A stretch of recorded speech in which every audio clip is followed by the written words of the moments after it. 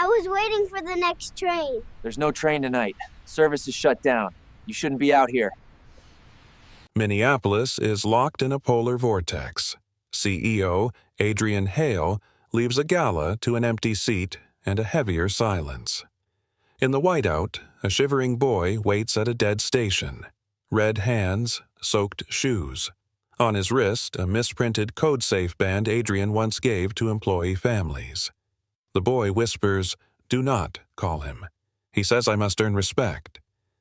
Adrian opens the SUV and his heart. Why does this child carry Adrian's past? The city had the brittle quiet that comes only when the cold takes charge. Wind pressed against the hotel's revolving door, and each turn felt like pushing into another world. Adrian Hale thanked a donor with a practiced smile, then stepped into the lobby's marble hush. The chandeliers threw warm light, but it only reminded him how sharp the air would feel outside. He pulled on his wool coat over a tailored suit and tugged his gloves on tight. His driver waited near the curb. Adrian shook his head. He would take the wheel tonight. He wanted the noise of the storm more than the sound of small talk. He crossed to the SUV. Frost climbed the windows like white branches. His reflection hovered for a second in the glass. Blue eyes behind clear frames. Dark hair neat, volume at the crown.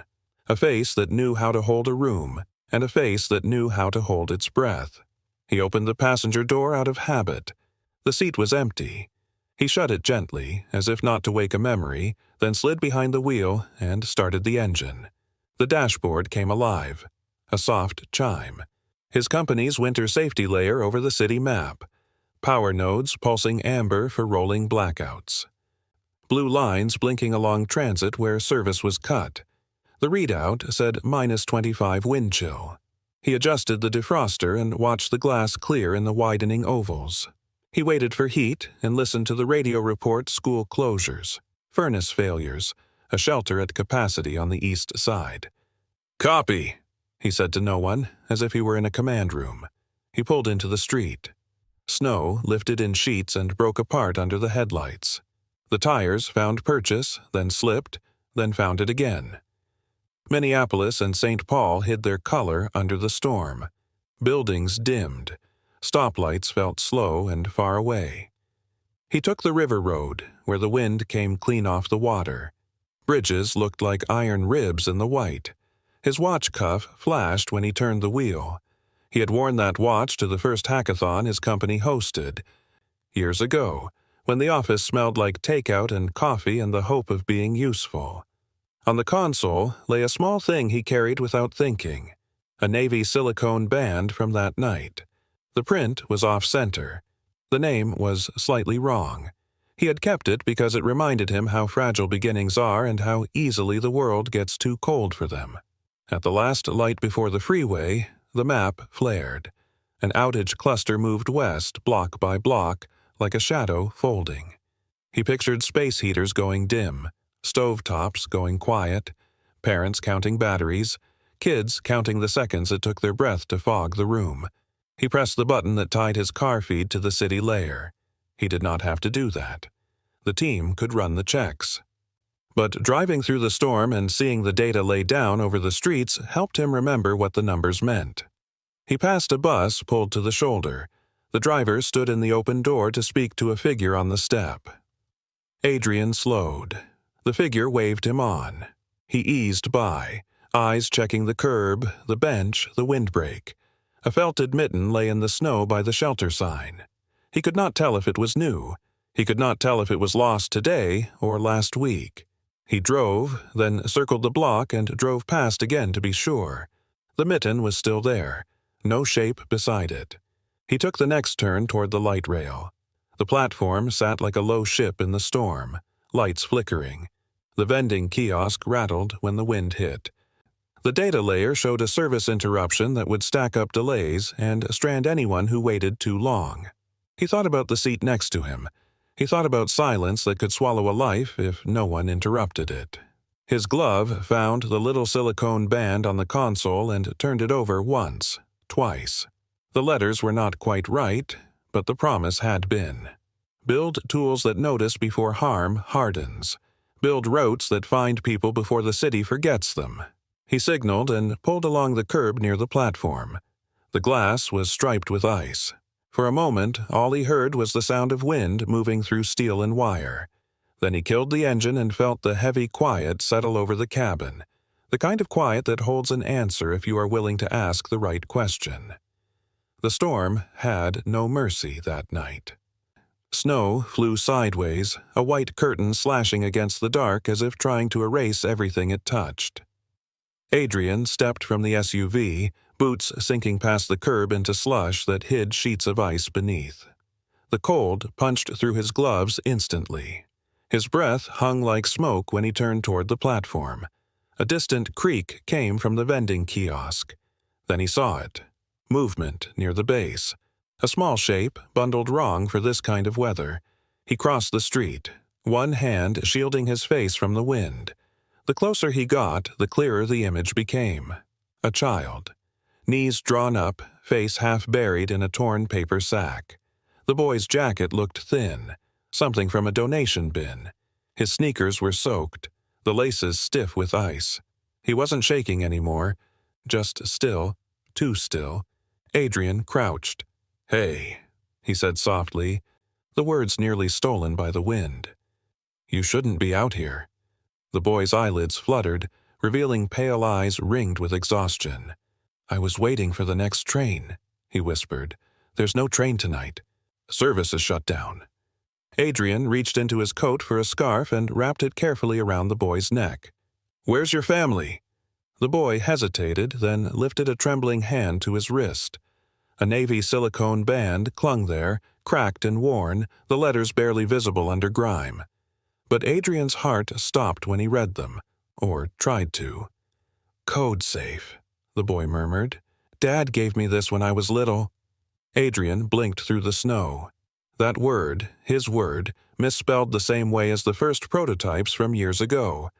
Only a handful of those misprinted bands had ever existed.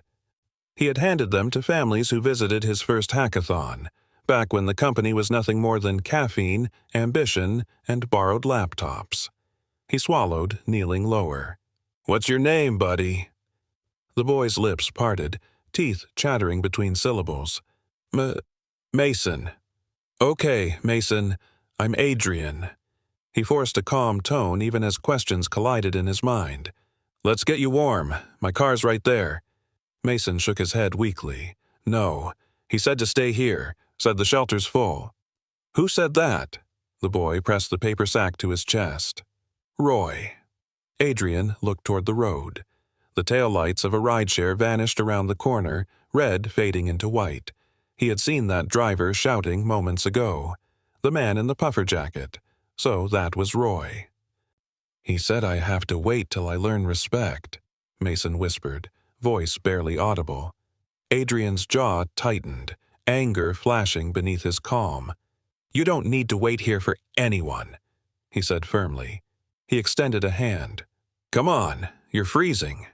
Mason looked torn, but when the wind howled and flung another sheet of ice pellets across the platform, instinct overruled fear. The boy reached for Adrian's glove. His fingers were ice cold, too light. Adrian lifted him easily and hurried back toward the SUV, shielding the small frame against his chest. Inside, the heater roared. Mason blinked at the sudden fog on the glass.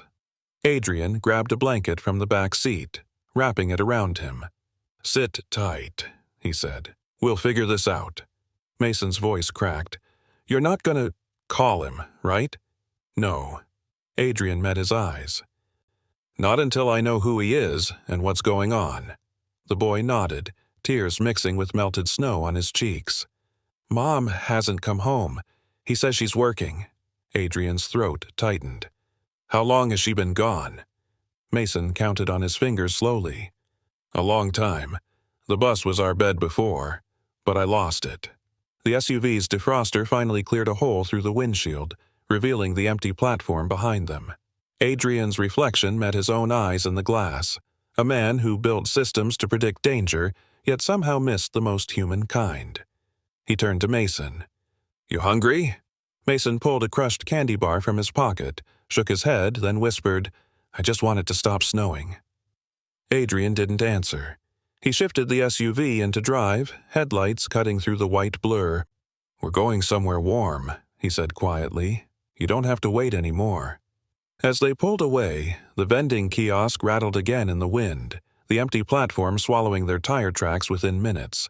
In the passenger seat, Mason's head tilted, exhaustion winning over fear.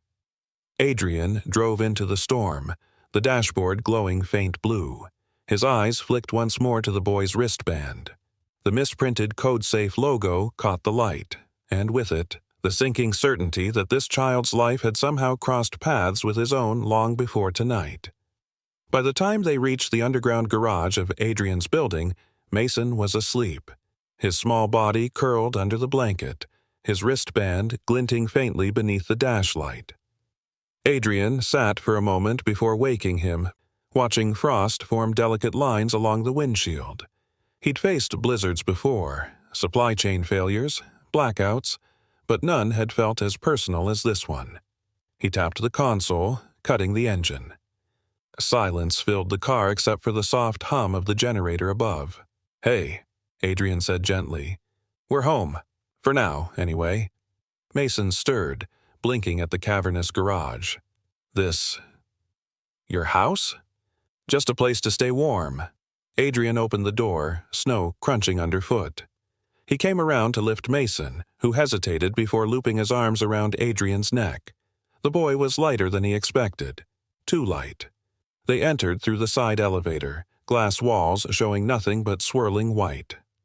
When the doors opened to the condo, warmth washed over them. Floor-to-ceiling windows looked out on a skyline buried beneath storm clouds. Adrian set Mason down, then helped him unlace his frozen sneakers.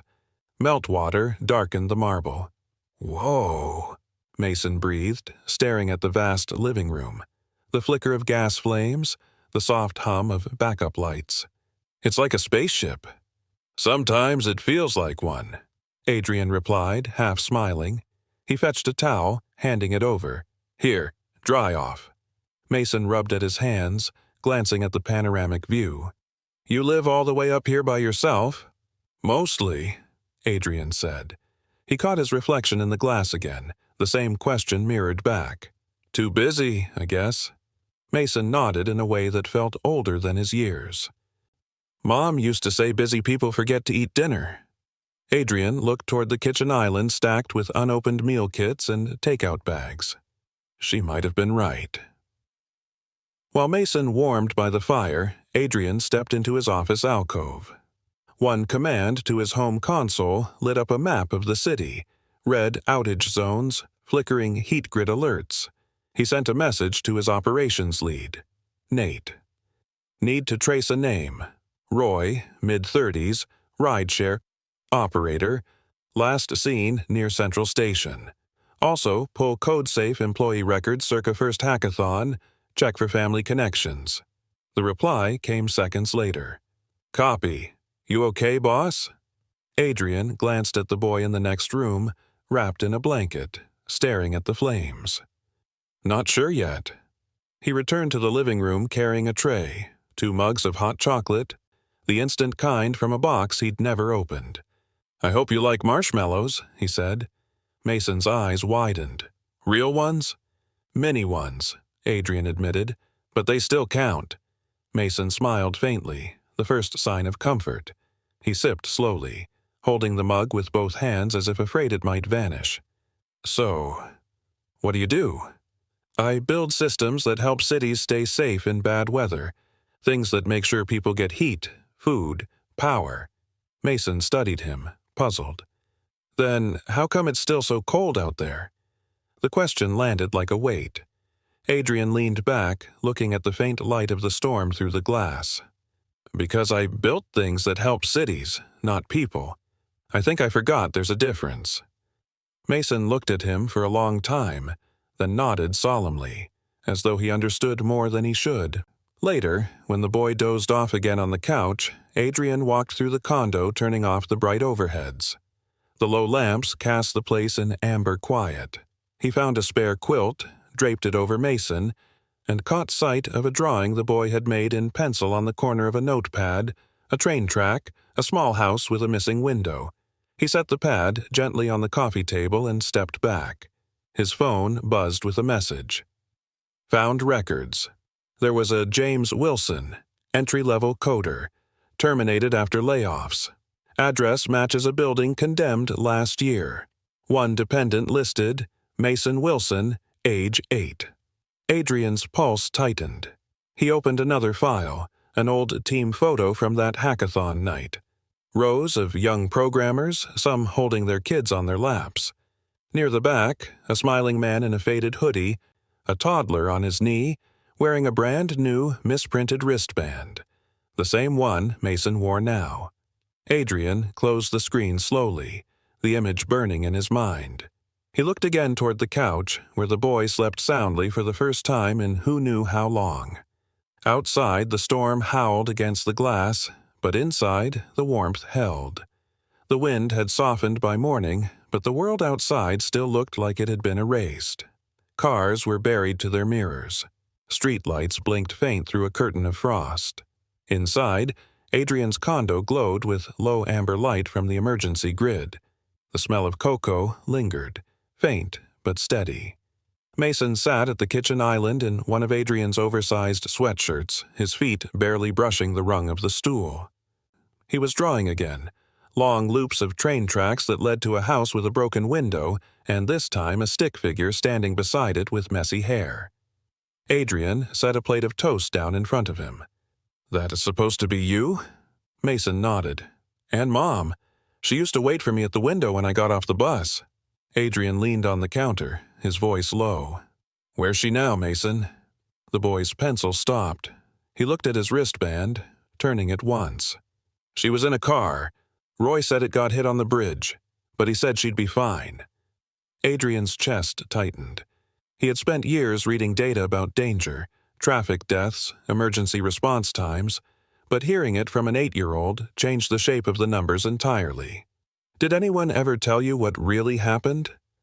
Mason shook his head. "No one talks to me. They talk to Roy." Adrian pressed his lips together.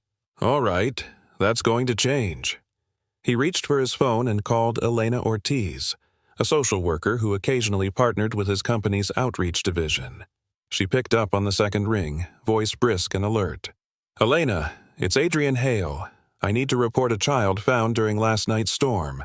He's safe now, but I think there's more to the story. Can you come by?" "I can," she said. "Send me the details. I'll get emergency intake started. You did the right thing." When he ended the call, Mason was watching him carefully. "Are you sending me away?" "No," Adrian said firmly.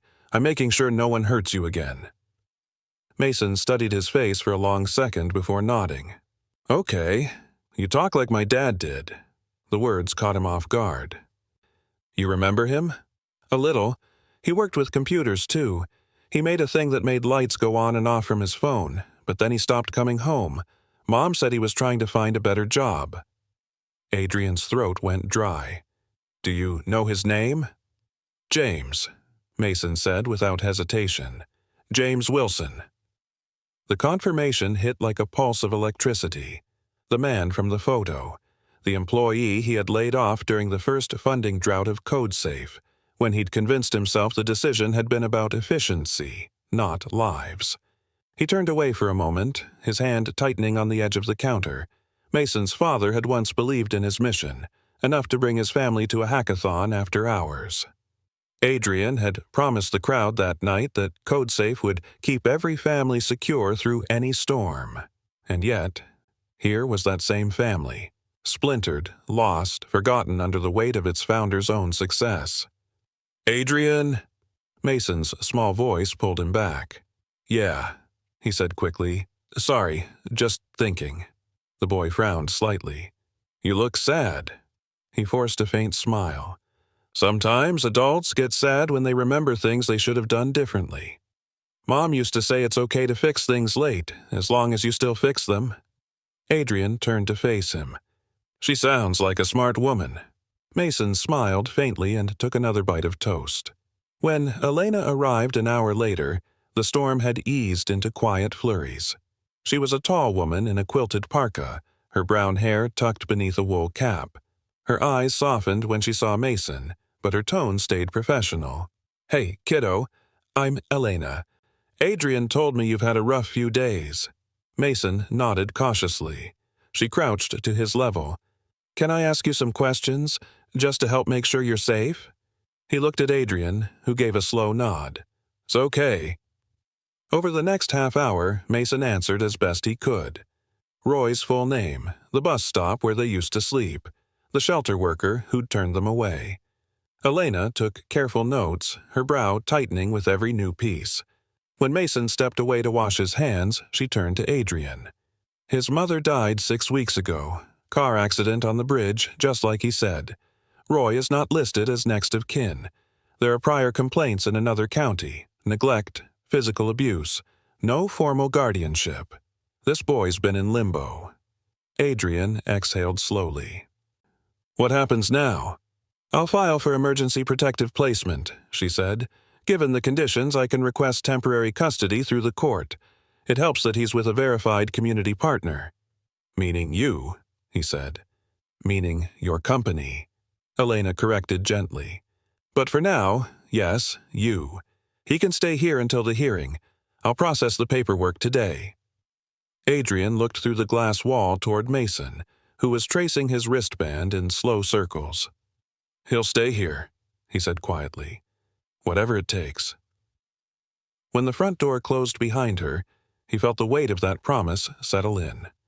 Mason returned to his seat at the island and looked up. "Was she nice?" "She was," Adrian said. "She's making sure no one takes you somewhere you don't want to go." Mason's shoulders loosened for the first time. "Good. I like it here. It's warm." Adrian smiled faintly. "Then that's settled." Outside, the storm began to clear, revealing sunlight glinting across the frozen skyline. Inside, a small boy and a man who had built safety for millions were learning what it meant to build it for one. Night pressed against the windows like a held breath. The temperature had dropped again, a second cold wave sweeping in off the plains. Adrian stood at the glass wall of his office, watching the city flicker under rolling blackouts. He could almost trace the routes his own software predicted, pockets of outage moving like tides. But tonight, the numbers felt personal. Somewhere between the code and the child asleep in his guest room, the work had become more than a mission statement. He turned back to the desk. The glow from his monitor lit the room in a soft blue wash. Data logs, mobility maps, time-stamped reports, all of it looping back to one question. Where had Roy gone? He typed a quick message to his operations lead. "Pull Roy's rideshare route logs. Cross-check any drop-offs within the last 48 hours near Central Station." The reply came almost instantly. "Got it. You're still awake?" Adrian smiled faintly. "Seems like nobody sleeps when the city's freezing," he murmured, then closed the chat window. From down the hall, he heard a sound. Small, uneven footsteps. Mason appeared in the doorway, clutching the blanket around his shoulders. "Can't sleep?" Adrian asked. The boy shook his head. "It's too quiet." Adrian motioned him closer. "You want to sit in here for a bit?" Mason nodded, climbing onto the small couch by the desk. "It's not scary in here. It's bright." Adrian glanced at the monitor. "You like computers?" The boy's face lit up a little. "Yeah, Dad taught me how to open a command thing. It looked like magic." Adrian smiled. "It's called a terminal. I used to think it was magic too." Mason peered at the screen full of shifting blue grids. "What's all that?" "It's a map. It shows where the power's gone out, where buses got stuck, where people might need help." "So, you can see everyone?" "Not everyone," Adrian said softly. "Just the people who might get lost in the storm." Mason's gaze lingered on the lines of light, then shifted back to his wristband. "Dad said he made something like that once, but it broke." Adrian's chest tightened. "I think I remember that project. He was good with code." "You knew him?" Mason's eyes widened. Adrian hesitated, then nodded. We worked together a long time ago. The boy leaned forward. Then you're the boss he talked about, the one who said computers could save lives. Adrian looked away. He said that? Uh-huh. Mason's small voice was filled with quiet pride. He said you made him believe in good people. The words hit harder than the storm outside. Adrian felt a hollow ache under his ribs. He'd laid off that same man during the company's hardest year, told himself it was numbers, not names. And now, that decision had rippled all the way to a boy clutching a worn band under his sleeve. Your dad was one of the good ones, Adrian said. He believed in what mattered. Mason's head tilted. Then why'd he have to leave? Adrian swallowed. Sometimes grown-ups make choices they think will help, but they don't always turn out right. The boy nodded slowly, accepting the answer without fully understanding. Mom said people can get lost even when they're trying to help. Adrian stared at the monitor, at the swirling pattern of outages. She was right. A soft, alert tone cut through the quiet, an incoming message. He opened it. Roy's last confirmed route was 2 nights ago, drop-off near Old Freight Depot. He used the same passenger account 6 times this week. GPS shows him looping through the West District, close to the river. Adrian copied the coordinates into another window and zoomed in. A cluster of abandoned warehouses, half of them unheated, the kind of place people disappeared in. He closed the lid of the laptop and stood. Come on, Mason. You should try to sleep again. Tomorrow's going to be busy. Mason yawned. Are you going to find Roy? Adrian hesitated. I'm going to make sure he can't hurt you anymore. The boy's hand tightened on the blanket. Promise?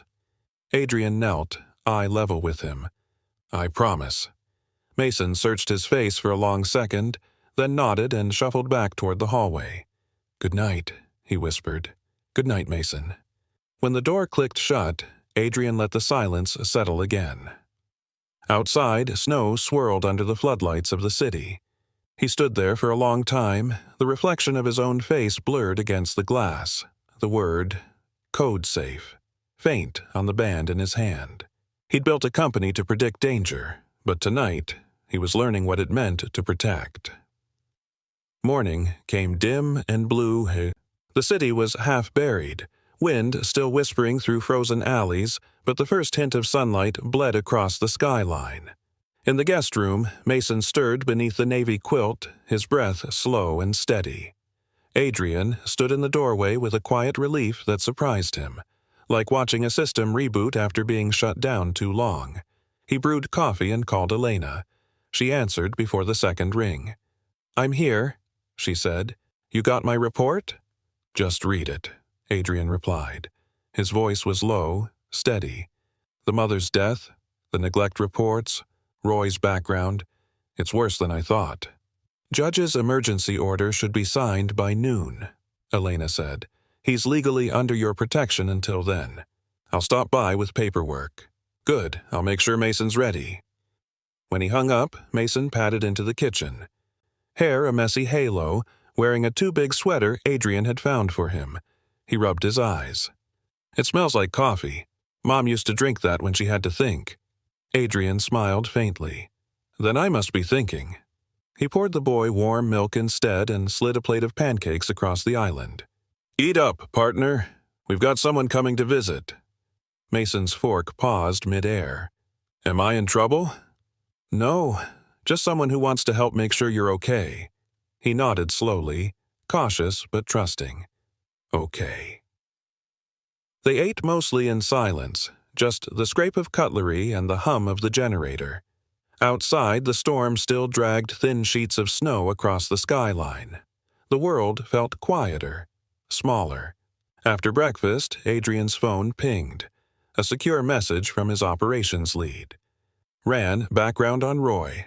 Multiple reports under alias Roy Keener. Last known address, abandoned freight depot by the river, eviction notice pending. Adrian typed back. Forward to authorities, don't alert him yet. Then he set the phone down and looked at Mason. Hey, you ever been in an office? Mason grinned faintly. Only once. Dad took me when his boss said they needed testers. He let me play with stickers. Adrian chuckled quietly.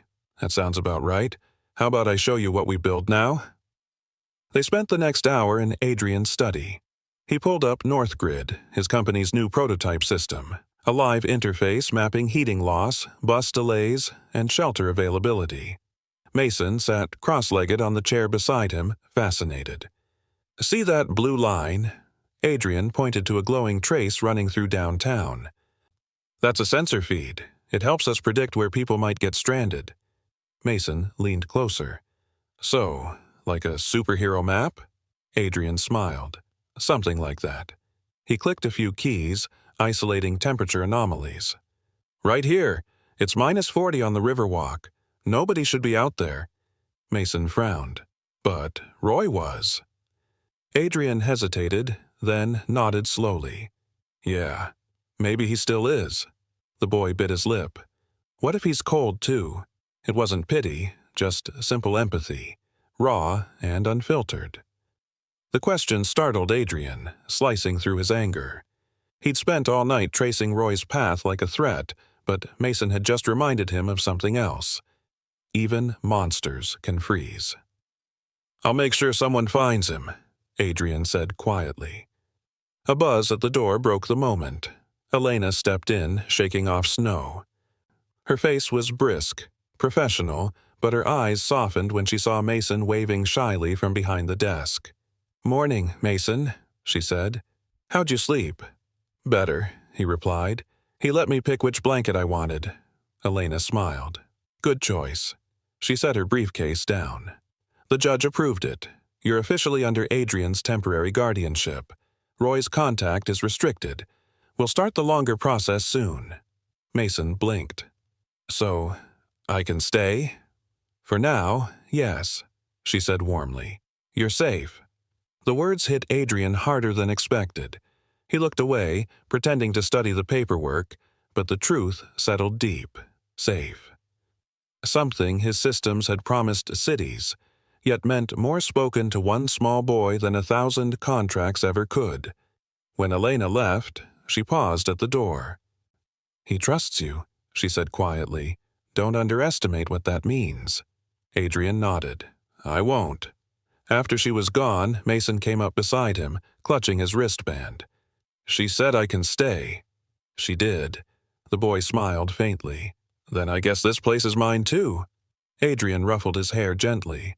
For as long as you need it.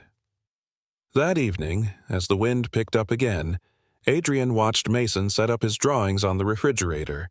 Tiny trains, crooked stars, and a stick figure holding a blue band. Each picture felt like a signal flare in the dark, proof that warmth could be rebuilt from almost nothing. Outside, the polar vortex deepened, but inside, the lights glowed steady, and for the first time in years, Adrian Hale felt what his company had promised from the start, safety that could be shared. The next day passed in a blur of quiet routines that neither of them knew they needed.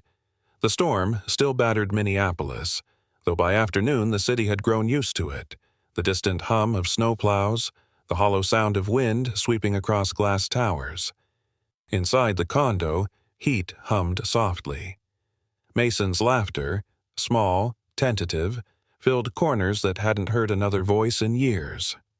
Adrian sat at the kitchen island, laptop open but ignored.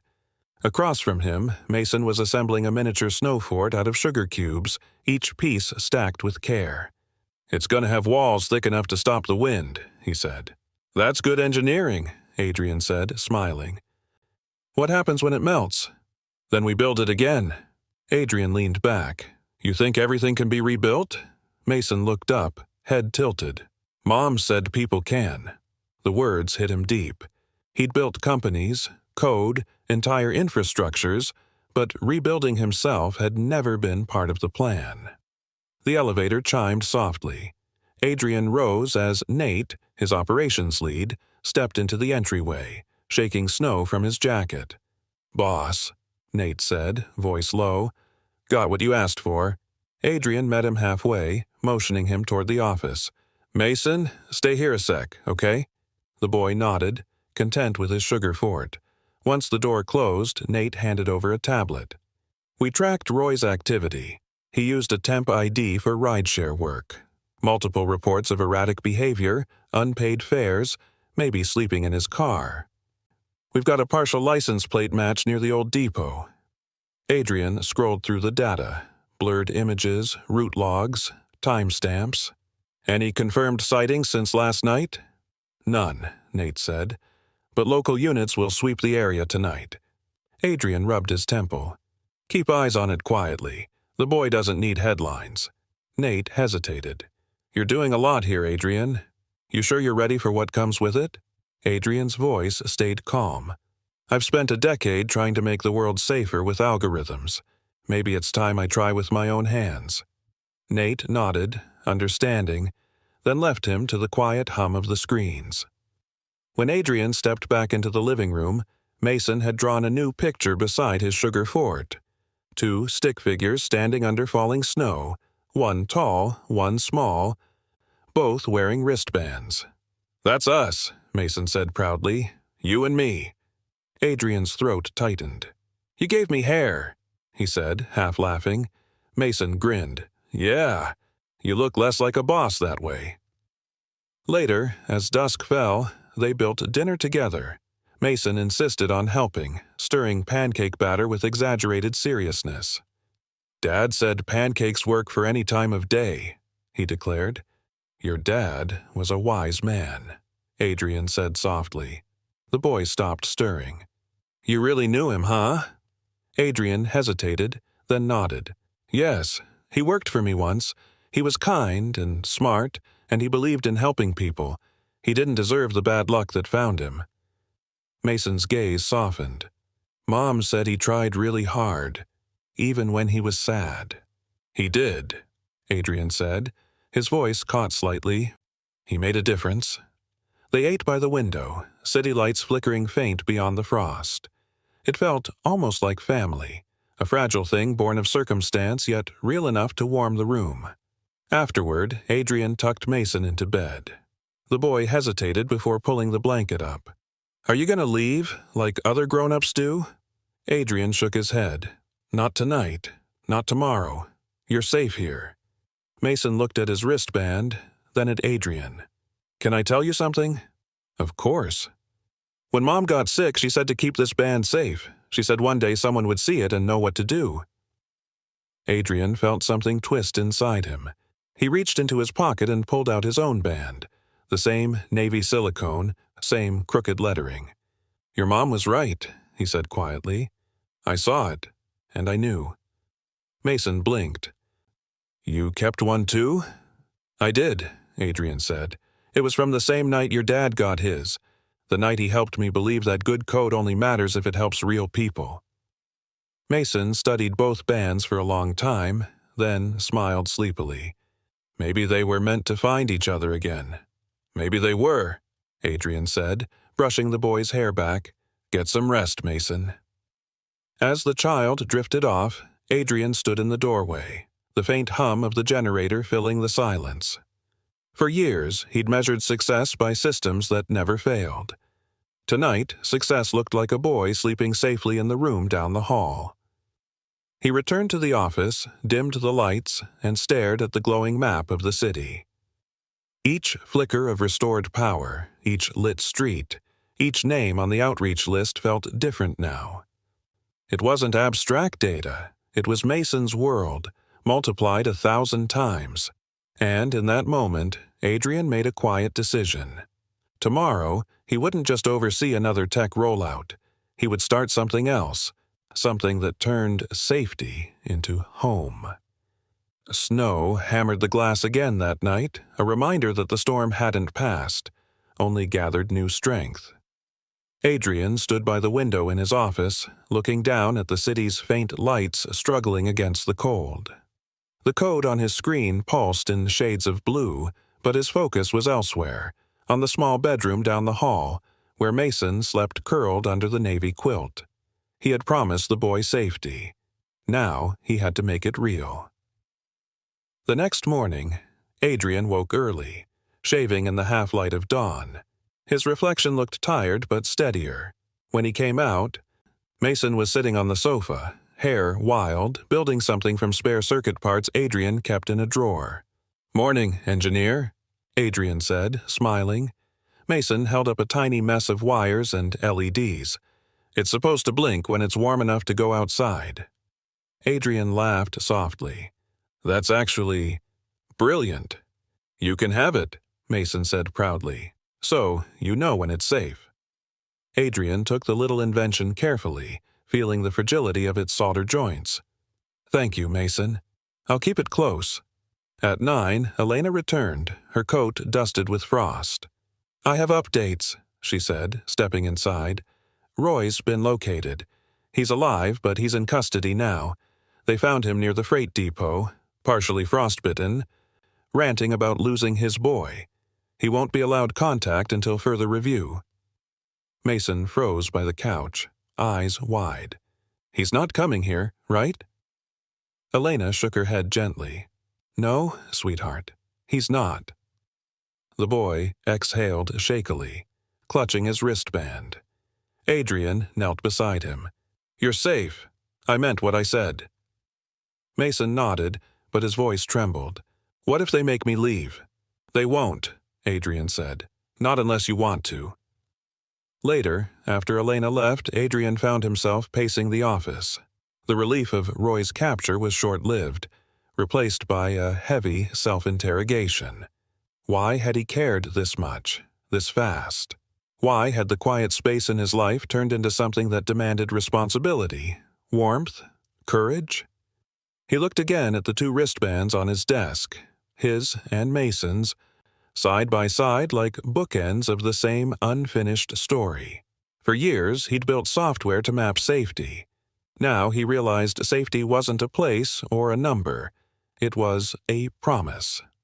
That afternoon, while Mason napped, Adrian drafted something new, a personal project proposal for his board. Code Safe Warm Line, an open protocol for identifying at-risk miners during extreme weather events, integrated with existing city systems, deploying rapid response micro-shelters and vetted volunteers. No profit models, full transparency. He stared at the draft for a long moment, then hit send. When Mason woke, Adrian was waiting by the window, coat on, gloves in hand. "Come on," he said. "We're going for a drive." Mason looked hesitant. "Is it far?"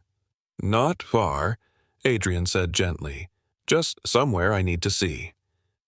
They drove through quiet, half-plowed streets until they reached a park on the edge of the river. Snow blanketed the playground, swings frozen mid-air. Mason pressed his forehead to the window. "It looks sad." "Yeah," Adrian said quietly. "But it's not gone. Just waiting for spring." They got out. The air was sharp, slicing through every breath. Mason's boots crunched as he followed Adrian down a narrow trail to a memorial wall near the old bridge, the site of the accident. Someone had left the flowers now brittle with frost. "This was where your mom's car slid," Adrian said gently. "She was trying to get home." Mason looked up at him, eyes shimmering. "So she didn't forget me?" "No," Adrian said softly. "She was trying to reach you. She just couldn't make it." The boy's lip quivered. Then he stepped closer, clutching Adrian's coat sleeve. Adrian rested a hand on his shoulder. They stood in silence as snow began to fall again, soft this time, almost merciful. When they returned to the car, Mason reached for his wristband and looked at Adrian. "You said you're good at building things, right?" "I try to be." "Then can you build something that helps people find their moms and dads when they get lost?" Adrian's throat tightened. "Yeah, Mason," he said quietly. "That's exactly what I'm going to build." That night, back at the condo, Mason fell asleep early. Adrian sat beside him for a while, the boy's small hand resting near his own on the blanket. Outside, the storm raged on, but inside, warmth held steady. He whispered, almost to himself, "You're not just someone I found in the cold.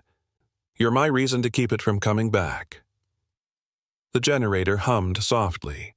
The tiny, blinking light Mason had made, his safe light, flickered once, then steadied, glowing blue against the dark. The next morning dawned still and gray, the kind of cold that muted even sound. Adrian stood at the window with a mug of coffee, steam curling around his fingers, watching the river ice crack in slow motion. Behind him, faint laughter came from the kitchen. Mason trying to flip pancakes and nearly losing one to the floor. Adrian turned with a smile. "You're getting better at that." "Almost landed it," Mason said proudly, lifting a misshapen pancake with tongs. "You like the crunchy parts, right?" "I'll eat whatever you make." Mason grinned, a smear of flour on his cheek. It struck Adrian how easily this small apartment of silence had filled with life again. For years, the rooms had felt more like a showroom than a home. Now, with the scent of pancakes and a child's chatter, they were something else, alive. As they ate, Mason's tone grew thoughtful. "Adrian, do you ever get scared?" Adrian raised an eyebrow. "Of what?" "Of people leaving. Like when you can't make them stay." The question landed heavy. He set down his fork. "Yeah," he admitted. "A long time ago I was scared of that, so I just stopped letting people get close." "Did it help?" Mason asked. "No," Adrian said, smiling sadly. "It just made the house quieter." Mason nodded like he understood, though his young eyes couldn't yet grasp the full weight of the answer. He reached across the table, patting Adrian's hand. "You're not quiet now." That simple truth warmed something deep in Adrian's chest. Later that day, as snow finally gave way to brittle sunlight, his security system pinged. A visitor downstairs, unexpected. Adrian glanced at the feed. Roy. The man looked thinner, bandaged hands trembling, his face drawn from cold and exhaustion. Security had intercepted him in the lobby, but he wasn't shouting this time, just pacing, muttering to himself. Adrian's stomach nodded. He checked on Mason, safe in the living room, playing with a puzzle, then turned to the intercom. "Keep him there," he told the guard. "Don't let him near the elevator." For a moment, he considered calling Elena, but something in Roy's expression, desperation, not aggression, made him pause. He opened the line instead. "Roy," Adrian said, voice steady. "You shouldn't be here." Static crackled before the man's rasping voice came through. "You took him." "I protected him," Adrian replied. "You left him in the cold." Roy's breathing hitched. "You think I wanted that? I lost his mother, I lost my job, and your fancy company fired everyone like us. You took everything, and now you're taking him too." Adrian froze. Beneath the bitterness there was pain and buried truth. "You worked for CodeSafe?" Roy laughed bitterly. "Maintenance contractor. 2 winters back, before you automated the contracts away." Adrian's throat tightened. He'd ordered that shift himself. "Roy, that doesn't excuse what you did to Mason." "I know," Roy whispered, voice cracking. "I wasn't right after she died. I didn't know how to take care of him. But he's all I have left." Adrian stayed silent for a long moment. "He's safe now. He's warm. That's what matters." Roy's next words were faint, almost pleading. "Tell him I'm sorry. Please." Security escorted him out soon after, but the sound of that broken apology lingered. That night, when Mason asked why Adrian looked so serious, he didn't lie. "Roy came by," he said gently. "He wanted to tell you he's sorry." Mason's face went pale. "He was here?" "Yes, but he's gone now. He won't hurt you again." The boy swallowed, staring at the table. "He wasn't always bad," he whispered. "Sometimes he read stories to me before things got scary." Adrian nodded. "I believe you." Mason looked up. "Do people like that get better?" "I think they can try," Adrian said. "But sometimes they need help they don't know how to ask for." The boy was quiet for a moment, then said softly, "Maybe he'll find it."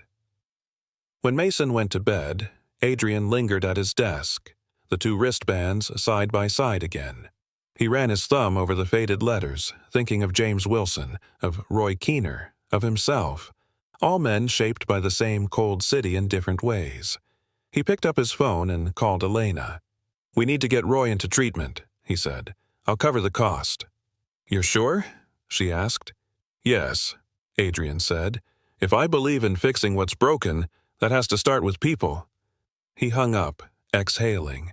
Outside, the wind had finally died. The storm's roar had become a quiet whisper, like the city itself was exhaling too.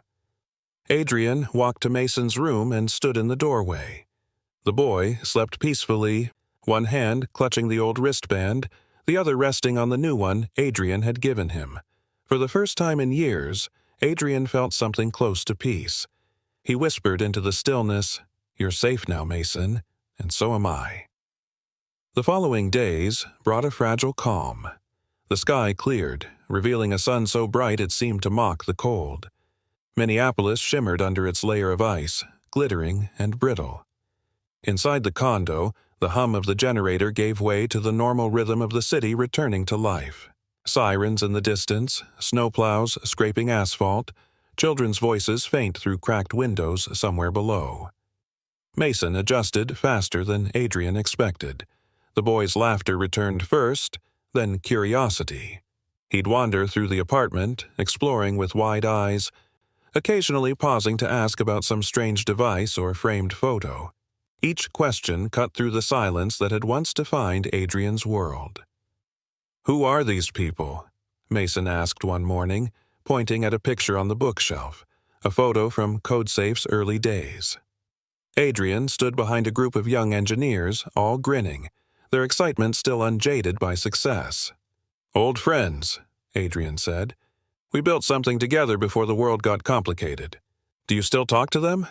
Adrian hesitated. "Not as much as I should." Mason studied the photo. "Maybe you should.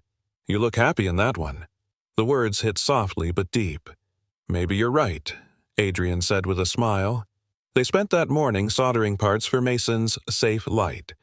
It had stopped blinking overnight, so Adrian helped him fix a loose wire. "Now it'll stay on," Mason said proudly. "You can't let the light die." Adrian smiled. "No, we can't." Later that afternoon, Adrian received a call from his public relations director. The moment he saw the name flash on his phone, his stomach tightened. He answered. "Adrian, we've got a situation," the voice said briskly. "Someone leaked photos. You and the boy, outside the shelter, in the car. The blog's running a headline calling it CEO Kidnaps Homeless Child for PR." Adrian closed his eyes. "Of course they are. Reporters are reaching out, investors too. You want me to deny it?" "No," Adrian said quietly. "Don't deny it. Don't spin it. Just say the child's safe and that's what matters." The line went silent. "That's not going to protect the company." "Then the company will have to protect itself," Adrian said, ending the call. He turned to find Mason standing near the doorway, holding his repaired light. "Did I do something wrong?" the boy asked softly. Adrian's heart sank. "No, Mason, you didn't do anything wrong." "Then why do people think you're bad?" Adrian knelt. "Because sometimes people are afraid of what they don't understand. But the truth always comes out. We just have to stay steady."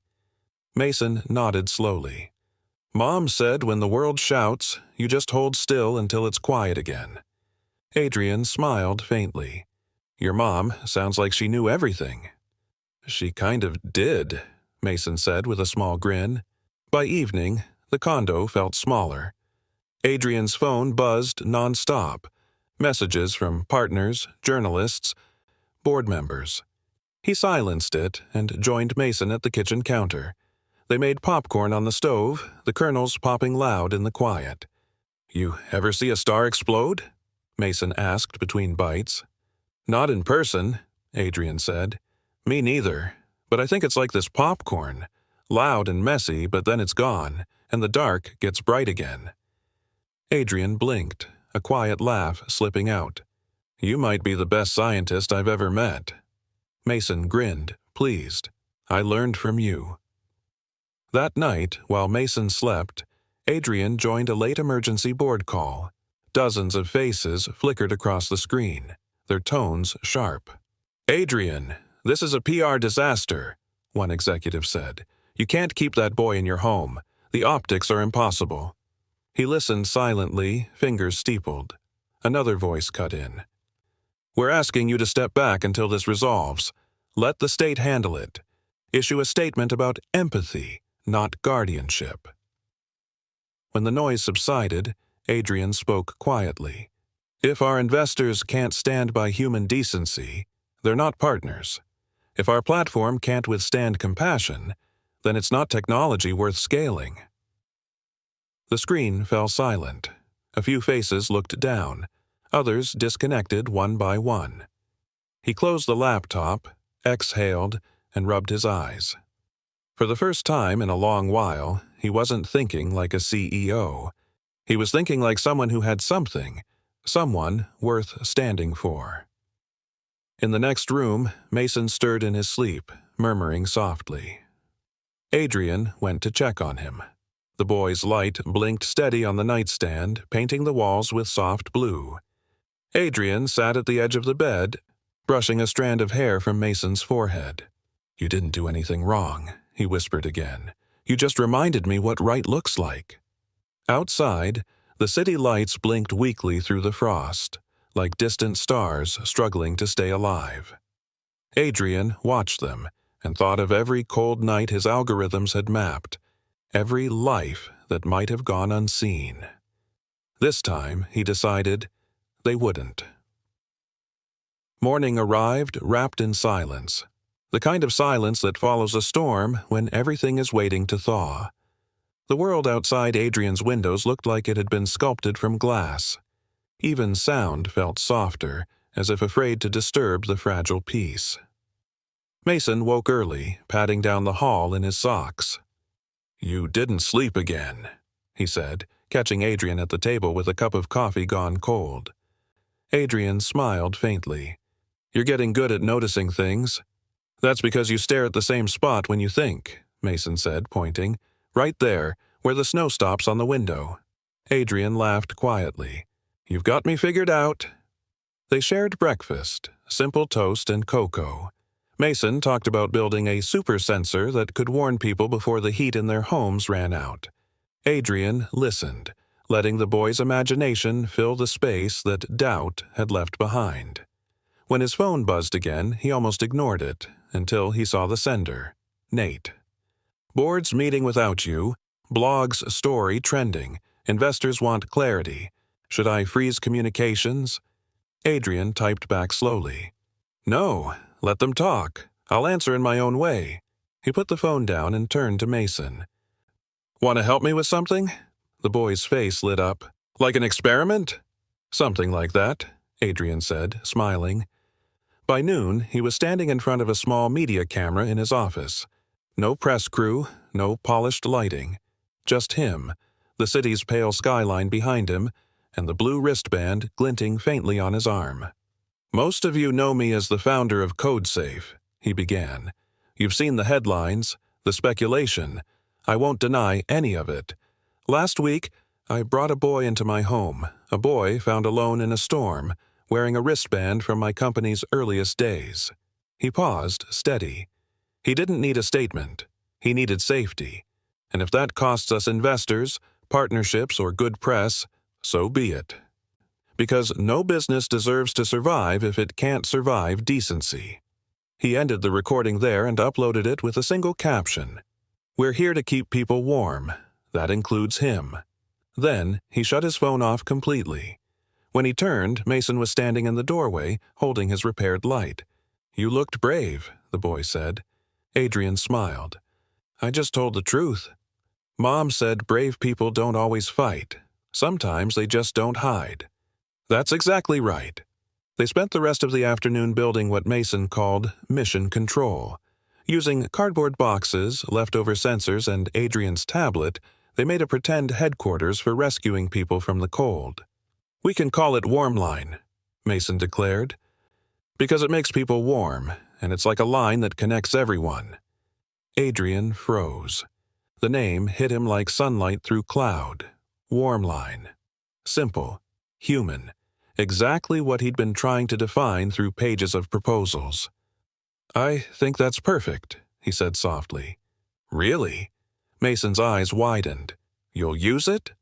I will, Adrian promised. You just named something big, Mason. The boy grinned. Then you have to promise it's real, not just code. Adrian knelt beside him. It'll be real, he said. We'll make sure no one else gets left out in the cold, ever again. Later that evening, the city glowed faintly golden under clearing skies. Snowmelt dripped from eaves, the streets slowly waking from the freeze. In Adrian's condo, the faint hum of his computer mixed with Mason's quiet humming as he drew by the window. Adrian was drafting again. Not PR this time, but plans. Mobile micro-shelters, predictive AI that dispatched volunteers, partnerships with local food networks. Each line of code felt lighter, more purposeful. He looked up to find Mason watching him. You look happy, the boy said. I think I am. Then can I tell you something? Sure. Mason smiled shyly. You're my safe place. The words came soft but certain, cutting through the quiet like sunlight through frost. Adrian blinked, swallowing against the sudden ache in his chest. You're mine too, kid, he said quietly. Outside, the city's lights flickered on one by one, tiny signals pulsing across the horizon, each one a promise that warmth, once found, could spread. By dawn the next day, the temperature had risen enough for the snow to start its slow surrender. Water ran in the thin silver threads down the glass. Adrian stood by the window, hands in his pockets, watching the city exhale. He could almost hear it, the sound of life pushing back against the cold. Mason was at the kitchen table again, eating cereal and sketching ideas for Warmline. The boy had drawn buses covered in solar panels, tents with glowing edges, even little stick people smiling inside. He looked up when Adrian turned from the window. You think it'll work? Mason asked. All of it? Adrian smiled faintly. If we build it right, yes, it will work. Then can we start today? Today, Adrian said. We start. He spent the morning on calls, legal teams, logistics partners, outreach groups, all of them hesitant at first, then curious when they heard his tone. No corporate polish, no jargon, just conviction. Warmline, he told them, will be open code, no patents, no profit. It'll track outages, route help, and dispatch heated microshelters in real time. The city doesn't need another company. It needs connection. One by one, they agreed to join. By afternoon, his living room looked more like a command hub than a home. Monitors hummed with prototype maps. Elena dropped by to check on Mason and found herself staying, helping contact social workers across the state. Nate handled the back-end data streams, his laptop balanced on the coffee table. Mason sat between them with a serious expression, sketching ideas in marker on scrap paper. "'Kay," he said, holding one up. "Every Warmline bus should have a blue light on top so people can see it from far away." Adrian looked up from his screen. "That's actually a good idea." "I know," Mason said, grinning. "It's my project, too." They worked until evening, the room filled with a kind of steady purpose. When the first test alert pinged, a simulated power outage, Adrian watched the system's response populate in real time. Heat shelters flagged, routes optimized, volunteers notified. Within seconds, the system had a plan. "It's working," Nate said, disbelief and pride in his voice. Mason jumped up from the couch. "We did it!" Adrian laughed more freely than he had in years. "Yeah, Mason, we did." That night, when everyone else had gone, Adrian tucked Mason into bed. The boy was buzzing with excitement, his eyes bright even as they grew heavy. "So now no one will be cold again?" Adrian brushed his hair back gently. "Not if we can help it." Mason yawned. "You should call Dad's name on one of the buses. He liked helping people too." Adrian froze for a moment. "You know what? That's a promise." When the boy finally drifted to sleep, Adrian stood there a long time, the quiet filled with the sound of Mason's steady breathing. On the nightstand, the repaired safe light blinked softly, steady and blue. He turned back to his office, opened his inbox, and saw the flood of reactions. Messages from city officials, journalists, even rival companies offering to assist. A headline caught his eye. CEO turns controversy into lifeline. Warmline pilot to launch citywide. He leaned back, letting the weight of it settle. The story had changed, and so had he. Around midnight, his phone buzzed again. Elena's message flashed. The judge just extended guardianship. Mason stays with you until adoption review. He's officially safe. Adrian stared at the words, a smile breaking across his face. He typed back simply, "Thank you." He walked to the window, the city lights glittering below. For the first time, he saw them not as data points but as stories, each one alive, each one worth saving. He took the old wristband from his pocket, turning it over in his palm. The letters were worn, but the promise was still there. He placed it beside Mason's new one on the table, the two touching like links in a chain. Outside, snowflakes began to fall again, light and slow this time, soft enough to be beautiful, harmless enough to melt on contact. Adrian whispered to the quiet room, "We found a way to keep them warm." The court hearing was held 3 days later, though hearing felt like too formal a word for what it became. It was quiet, almost intimate. A handful of people gathered in a room filled with the faint scent of old paper and coffee. Sunlight cut through frosted windows, painting thin gold stripes across the floor. Adrian sat at one end of the table in a gray suit, his usual boardroom confidence replaced by something humbler. Mason sat beside him, legs swinging nervously. Elena stood across from them, her tone calm but resolute as she reviewed her notes for the judge. "Your Honor," she said, "we've confirmed that the child's mother, Emily Wilson, died in a vehicular collision 6 weeks ago. The individual claiming guardianship, Roy Keener, has no legal standing and a documented history of neglect. Mr. Hale has provided stable shelter, enrolled the child in care services, and has begun educational placement." The judge, an older woman with a gentle but sharp expression, looked over the file. "Mr. Hale," she said, "I've read your statement. You're not a relative. What made you decide to take this on?" Adrian took a breath. "Because someone had to.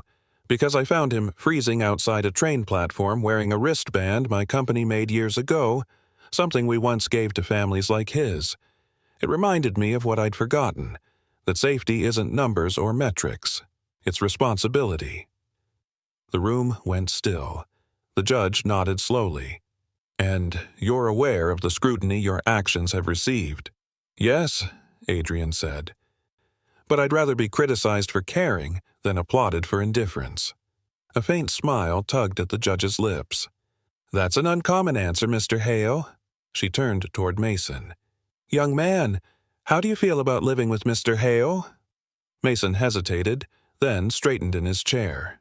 "He makes pancakes that don't taste burned," he said earnestly. "He listens when I talk, and he promised I'd never be cold again." The judge's expression softened. "That sounds like someone who keeps his promises." After a brief recess, the decision came swiftly. Guardianship granted, with adoption review to proceed pending evaluation. Elena squeezed Adrian's shoulder as relief washed over him. Mason grinned wide, holding his repaired safe light like a trophy. When they stepped outside, snowflakes drifted lazily through the air. Gentle now, like forgiveness. The city, so recently brutal, felt almost kind. Mason looked up at Adrian. "Does this mean I really get to stay?" Adrian knelt beside him, smiling. "It means this is home now, Mason. Officially." The boy threw his arms around him, the kind of hug that comes from somewhere deeper than words. For a moment, all the noise of the world fell away. The press, the investors, the headlines, and there was only warmth. That evening, back at the condo, they celebrated the only way Mason knew how, pancakes for dinner. Adrian let him pour the syrup, which turned the plate into a sticky masterpiece. Halfway through their meal, Mason looked up. "Can we make something for the other kids too? The ones who don't have a place yet?" Adrian nodded slowly. "That's exactly what we're going to do." He walked to his desk and opened his laptop. On the screen, the Warmline interface glowed brighter than before. Updated routes, new volunteers, real shelters already running pilot programs. He scrolled to the section listing outreach centers and typed a new entry. Polar Kids Circle. Weekly art and meal sessions for children recovering from winter displacement. Founded by Adrian Hale and Mason Wilson. He turned the screen toward Mason. "You named the program?" Mason grinned. "You like it?" "I love it," Adrian said softly. Later that night, they hung 2 winter jackets by the door. Adrian handed Mason one, deep cobalt blue with his name stitched over the heart and a tiny pocket on the sleeve. "What's this for?" Mason asked. Adrian smiled. "For keeping something important." Mason reached into his nightstand, pulling out the old misprinted wristband. Carefully, he slid it into the small pocket and zipped it closed. "So, it never gets lost again," he said. "Exactly," Adrian whispered. Before bed, they stood by the window, looking out over the city that had brought them together, the river glinting under starlight, the streets alive again. Mason's small hand slipped into Adrian's. "It's not so cold anymore," the boy said. "No," Adrian replied quietly, "it's not." And as they stood there, 2 lives rebuilt from a single act of mercy, the faint blue light from Mason's invention blinked beside them, steady as a heartbeat, proof that warmth, once shared, could last. Spring arrived slowly that year, cautious as if afraid the cold might return. The river thawed in slow ribbons of silver, and for the first time in months, the city breathed without shivering. In the center of it all, a row of buses painted deep cobalt blue rolled out from a garage on the south side, each one marked with a single glowing word. Warmline. Adrian stood on the launch platform in his navy coat, the same one he'd worn that night in the blizzard. Mason stood beside him in his new parka, name stitched neatly over the heart. Around them, news crews, volunteers, and community workers gathered, though Adrian barely noticed the cameras. His focus stayed on the boy tugging at his sleeve, eyes wide with awe. "They're really here," Mason whispered. "All the buses, just like in my drawings." Adrian smiled. "They're yours as much as mine." One of the drivers stepped out, a middle-aged woman with a volunteer badge and frost-pink cheeks. "Mr. Hale," she said, "we've got everything installed. Heat sensors, supply packs, AI routing. You sure you want this free to every city?" "Free," Adrian said firmly. "Warmth isn't a product." When the buses began to roll, their roof lights glowed blue against the soft morning snow, a color Mason had chosen. Reporters called it the light of safety. Children pointed as the vehicles disappeared down the street, heading toward neighborhoods where cold had once been a sentence. Mason reached for Adrian's hand. "Dad would like this," he said quietly. Adrian looked down at him, heart tightening at the word Dad. Not forced, just natural, like it belonged. "Yeah," he said softly. He would. They stayed long after the crowd thinned, watching as the last Warmline bus vanished over the bridge. Then Adrian turned to the boy. "Ready to go home?" Mason grinned. "Yeah, but can we stop by the art room first? I want to show you what I made." At home, the living room had transformed into something new, an organized chaos of cardboard models, circuits, and sketches pinned to the walls. Mason led Adrian to a large poster board covered in stars drawn in crayon. In the center, 2 stick figures stood beneath a blue light. "It's us," Mason explained proudly. "I called it Found Light, because that's what we are." Adrian stared at it for a long moment. He felt the weight of everything, the storm, the silence, the guilt, and the grace that had followed. "It's beautiful," he said finally. just like you. That night, after Mason fell asleep, Adrian stood in his office surrounded by the faint hum of servers and the steady heartbeat of the city outside. His company had changed since that blizzard. The metrics were smaller now, fewer investors, fewer headlines, but what remained was something stronger, something alive. He scrolled through the Warmline dashboard. Dozens of alerts resolved. Child located, shelter reached. Family reunited after outage. Heat restored within 3 hours. Each line was a story, a life unburied from the cold. On the desk beside the keyboard rested 2 wristbands, one old, one new. The misprint from his first hackathon, and Mason's perfectly spelled version. They lay side by side, their silicone edges touching like the past and future finding each other at last. He picked them up, turning them slowly in the light. When Mason wandered sleepily into the office, rubbing his eyes, Adrian smiled. "Can't sleep?" Mason shook his head. "It's too quiet without the wind." Adrian reached out his hand. "Come here." The boy climbed into his lap, head resting against his chest. The room fell silent except for the soft hum of the servers. "Adrian," Mason murmured. "Yeah? Are we family now?" Adrian's voice caught. "Yeah, kid," he said finally. "We are." Mason smiled drowsily, curling closer. "Then we'll keep everyone warm, right?" "We will," Adrian whispered. Outside, the first dawn of spring spread faint gold across the frozen skyline. The city was waking up, alive again, softer somehow. On the wristboard by the window hung 2 navy bands, side by side beneath a single handwritten note. Safety, once shared, becomes home. And as light filled the room, Adrian Hale, the man who once built systems to predict danger, sat quietly holding the boy who had taught him what safety truly meant. The storm had ended, but the warmth they'd built would outlast every winter to come.